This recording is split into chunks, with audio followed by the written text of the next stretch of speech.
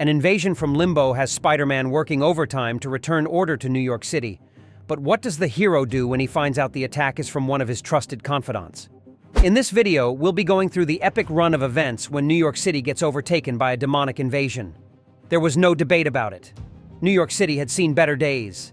You'll easily think the devil had released his spawns on the beautiful city to wreak havoc.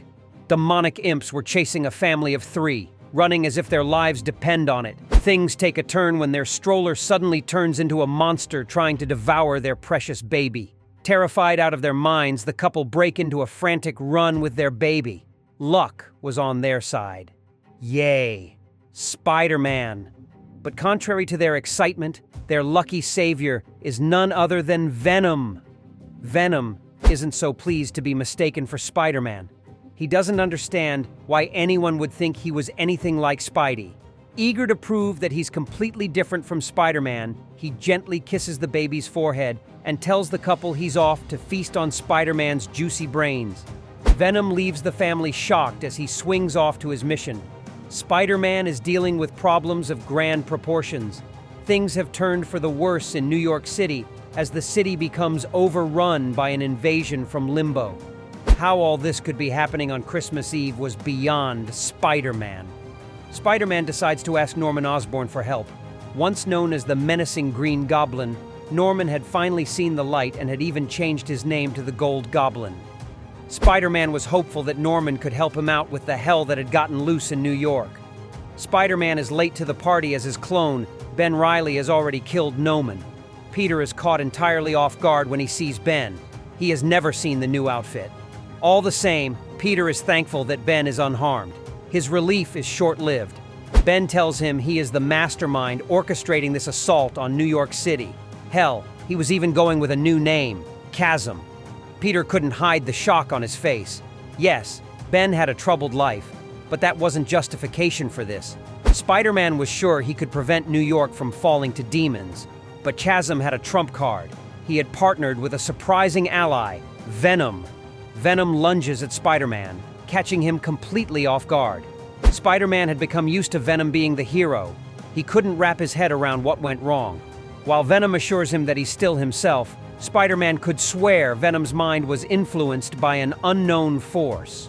Almost immediately, Venom starts spreading its sticky goo, trapping Spider-Man. Though Peter's new Tech-Enhanced suit tries to warn him, it's too late. Spider-Man tries to create distance, but the symbiote wraps him tightly, pulling him closer to Venom. Venom keeps Spider-Man on his toes, launching a devastating haymaker that propels Peter through the air.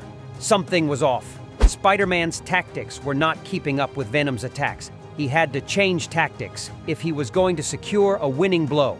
It's almost as if Venom read his mind as he swiftly throws a web line, reeling Spidey back before he hits the ground. Spider-Man is dragged right into a crushing elbow strike, entirely at the mercy of Venom's hunger for his brain. J. Jonah Jameson was on full throttle at the bugle. This demonic Christmas invasion was a good story, and he needed all hands on deck. In the chaos of the newsroom, Ben sneaks into his office, armed with a spellbook. What's his agenda?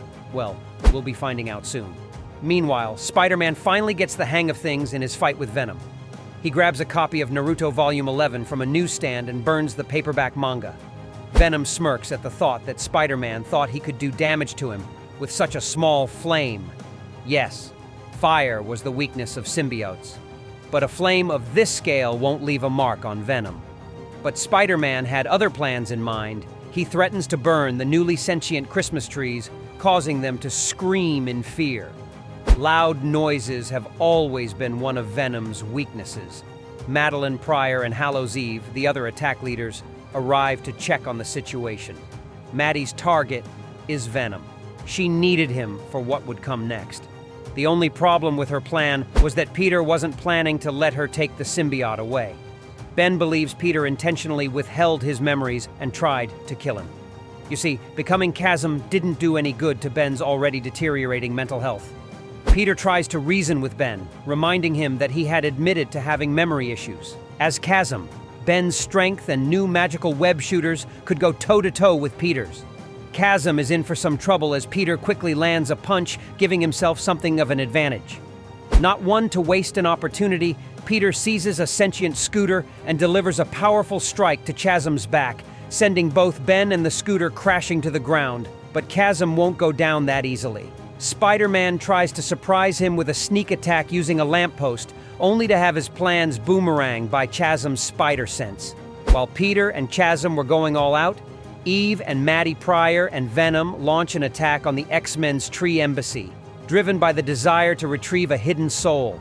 Taking advantage of her magical masks, Eve harnesses Frankenstein-like super strength, kicking Venom off the rooftop and positioning him precisely where they need him. Spider-Man and Chasm are still fighting it out. Ben tries to show Peter a golden artifact, but Spidey rejects the offer, delivering a punch to his clone's face that causes Ben to drop the orb. Frustration grows between the two as they begin to argue. Ben believes that Spider-Man has become weak by holding back. Refusing to harm his clone, Spider-Man stands his ground, only to be met with a rapid series of punches that pierce his defenses. A brutal hit lands on Spider-Man's jaw. Seizing the moment, Ben activates the orb and hurls it in front of Peter, unveiling a golden screen that reveals Robbie Robertson and J. Jonah Jameson trapped in limbo. What's this? Finding out that his friends have been taken captive, Spider-Man vows to go through hell to save them, literally. Well, he's in for some luck as tentacles emerge from the ground and drag Spider-Man underground. Peter regains consciousness in limbo, sporting a sweater vest instead of his iconic Spider-Man outfit. He finds himself in a demonic version of the Daily Bugle, already set to begin work. In this new day in limbo, the demonic Bugle is alive with demonic office workers. At the front door, there's a Leatherface-like and bug-eyed demon. It was obvious Leatherface was enjoying pretending to be human. It was even engaging in fake discussions about expense reports. However, the bug-eyed demon, known as Shark Guy, is completely uninterested. Shark Guy growls at Leatherface and threatens to bite his head off. Just as things seem like they're about to take a turn for the worst, Peter butts in. He was definitely not a fan to the thought of demons gnawing on each other's faces. Shark Guy lunges at Peter, but despite the version of reality they're in, Peter is still Spider-Man, and a punch sends Shark Guy running. The demons are not happy.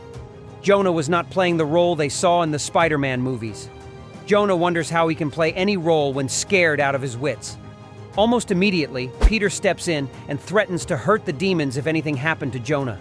Peter isn't too happy to be trapped in this nightmare with his life as a backdrop and his friends as hostages. Ben, wearing the Chasm suit, offers Peter a way out, but he's too smart to fall for the obvious trap. Ben tries to tempt Peter with magical apples that can steal souls and regain his memories. However, Peter knows better than to trust his clone's intentions. He must eat the apple willingly for the magic to work, and he won't play along. Chasm is even more motivated to break Peter down as he enlists the help of demons from limbo. Madeline, who is helping Ben regain his memories, isn't so happy with this. The demons are hers and off-limits to anyone. Chasm forms the Insidious Six, a collection of demon versions of spider enemies. The team includes Dr. Octoball, Grave Goblin, a Reichsratops, Kraken, Goropian, and Lizaro. Meanwhile, the pasty demon Peter saved wants in. Poor guy must have not read the rules because he wanted to become a hero like Peter. The pasty demon excitedly chose Parker Man as his superhero name. When Parker Man finds out the main aim of the group, he escapes from the Insidious Six.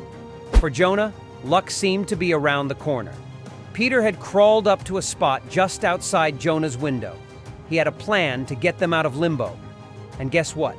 He didn't need any assistance from Apple, Maddie, or Ben. Peter knew that their ride out of limbo was finding how Chasm was sending demons to New York. Meanwhile, poor Parker Man was wandering down a dingy, hellish street. Despite feeling upset, he refused to let his spirits dampen. Even when his larger-than-life brother showed up to taunt him, Parker Man stood his ground. He had his own business now, being a hero, just like Parker. That encounter with his brother turned out to not be so bad. It turns out, his brother had a run-in with Venom recently and was blessed with some mysterious symbiote goo.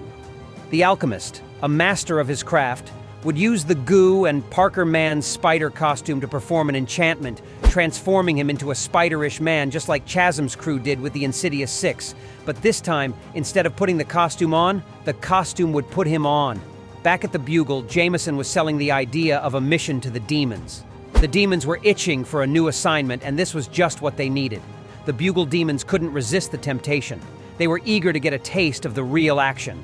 Unknown to them, this was a ploy by Jonah and Spider-Man to find the route where the demons were leaving from. Luckily, Spider-Man had miraculously managed to stitch together a new Spider-Man costume. With newfound determination, the trio set off, stealthily maneuvering through the shadowy alleyways of Limbo. Escaping hell was not going to be a walk in the park, as the team came face to face with the Insidious Six. Spidey, in a panic, yelled at Jonah and Robbie to run for their lives. Surrounded by relentless foes, Spider-Man is almost at breaking point when an unexpected ally comes to help Spidey. Meanwhile, Madeline had obtained the desired memories, and now her partner's significance waned in her eyes. Chasm is betrayed by her actions. Spider-Man was in for a surprise of a lifetime when wreck showed up. He wanted to be just like Peter, and this enraged the demons.